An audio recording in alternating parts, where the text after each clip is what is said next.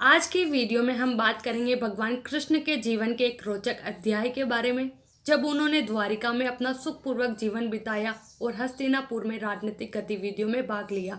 द्वारिका में रहकर कृष्ण ने सुखपूर्वक जीवन बिताया। यहीं रहकर उन्होंने हस्तिनापुर की राजनीति में अपनी गतिविधियां बढ़ाई और 8 स्त्रियों से विवाह कर एक नए कुल और साम्राज्य की स्थापना की। द्वारिका वैकुंठ के समान थी। कृष्ण की 8 पत्नियां थीं, रुक्मणी, सत्यभामा, जाम्बवती, मित्रवंता, सत्या, लक्ष्मणा, भद्रा और कालिंदी।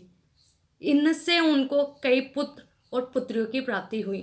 इसके बाद कृष्ण ने भौमासुर द्वारा बंधक बनाई गई लगभग 16,000 स्त्रियों को मुक्त कराकर उन्हें द्वारिका में शरण दी। नरकासुर प्राग ज्योतिषपुर का दैत्य राज था, जिसने इंद्र को हराकर उनको उनकी नगरी से बाहर निकाल दिया था। नरकासुर के अत्याचार से देवतागण त्राही त्राही कर रहे थे। वह वरुण का छत्र, अदिति के कुंडल और देवताओं की मणि छीनकर त्रिलोक विजयी हो गया था।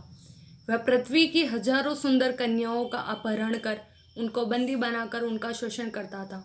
कराई गई ये सभी स्त्रियां कृष्ण की पत्नियां या रखेल नहीं थी, बल्कि उनकी सखियां और शिष्या थीं, जो उनके राज्य में सुखपूर्वक स्वतंत्रता पूर्वक अपना अपना जीवन यापन अपने तरीके से कर रही थी। पांडवों से कृष्ण की मुलाकात। एक दिन पंचाल के राजा द्रुपद द्वारा द्रौपदी स्वयंवर का आयोजन किया गया। उस काल में पांडव के वनवास के 2 साल में से अज्ञातवास का 1 साल बीत चुका था। कृष्ण भी उस स्वयंवर में गए। वहां उनकी बुआ कुंती के लड़के पांडव भी मौजूद थे। यहीं से पांडवों के साथ कृष्ण की घनिष्ठता का आरंभ हुआ। पांडव अर्जुन ने मत्स्य भेद कर द्रौपदी को प्राप्त कर लिया और इस प्रकार अपनी धनुर्विद्या का कौशल अपने देश के राजाओं के समक्ष प्रकट कर दिया। अर्जुन की इस कौशलता से श्री कृष्ण बहुत ही प्रसन्न हुए। वहीं उन्होंने पांडवों से मित्रता बढ़ाई और वनवास की समाप्ति के बाद वे पांडवों के साथ हस्तिनापुर पहुंचे। कुरुराज धृतराष्ट्र ने पांडवों को इंद्रप्रस्थ के आसपास का प्रदेश दे रखा था। पांडवों ने कृष्ण के द्वारिका निर्माण संबंधित अनुभव का लाभ उठाया।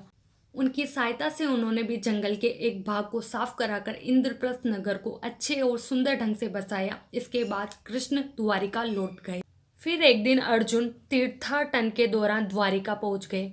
वहां कृष्ण की बहन सुभद्रा को देखकर वे मोहित हो गए। कृष्ण ने दोनों का विवाह करा दिया और इस तरह कृष्ण की अर्जुन से प्रगाढ़ मित्रता हो गई।